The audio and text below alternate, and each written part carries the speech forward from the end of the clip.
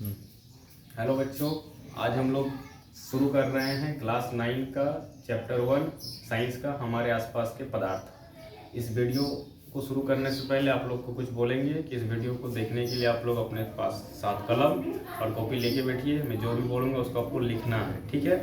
देखिए, चैप्टर का नाम है हमारे आसपास का पदार्थ। तो इसमें मेन चीज़ है पदार्थ। तो आपको समझना होगा कि ये पदार्थ क्या है, ठीक है। ये पदार्थ क्या है, तो मान लीजिए कि जैसे हम लोग यहाँ से घर जाते हैं, सड़क पे देखते हैं कोई गाड़ी है, घोड़ा है ना, कोई भी चीज़ देख रहे हैं, कोई रोड बना है, ये पेन है, मार्कर पेन, ये बोर्ड है, ये सब क्या है, पदार्थ है ना।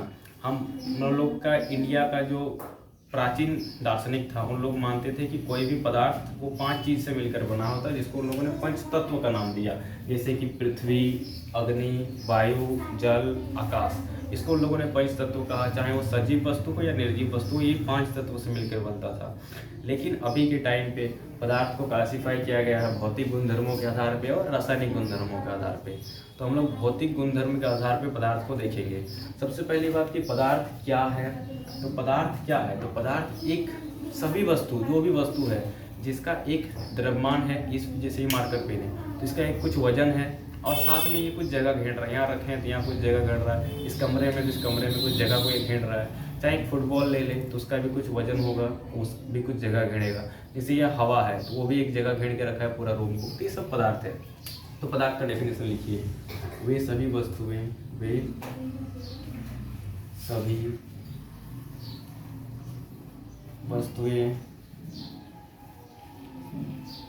जिसका कोई निश्चित द्रव्यमान हो, इसका कोई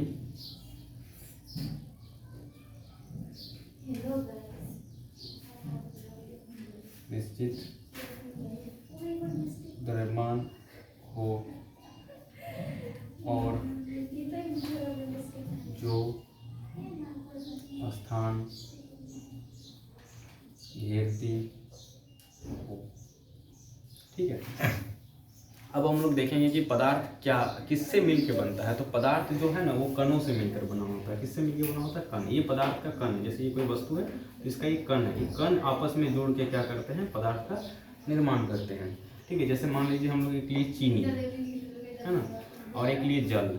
जब हम ये दोनों को घोलते हैं तो ये पूरी तरीके से घुल जाता है। तो इससे क्या पता चला कि ये जो जल है, इसके कणों के बीच कुछ कुछ खाली स्थान होगा, और ये जो चीनी बना है, ये इसका जो दाना है चीनी का, ये दाना भी छोटे छोटे कणों से मिलकर बना होता है। और ये कण इस कणों के बीच में पूरी तरीके से घुल जाते हैं। और एक समय के बाद ऐसा समय आएगा जब इस जल में और चीनी नहीं घुलेगा। मतलब ये हुआ कि इसके बीच का जो खाली स्थान है ये बिल्कुल ही फुल हो चुका है, इसलिए उसमें और चीनी नहीं घुल रहा। सिंपल सा बात है।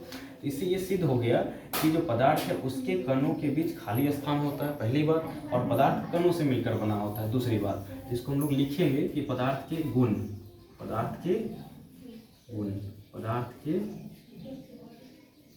तो पहला पॉइंट कि पदार्थ कणों से मिलकर बना होता है। पदार्थ कणों से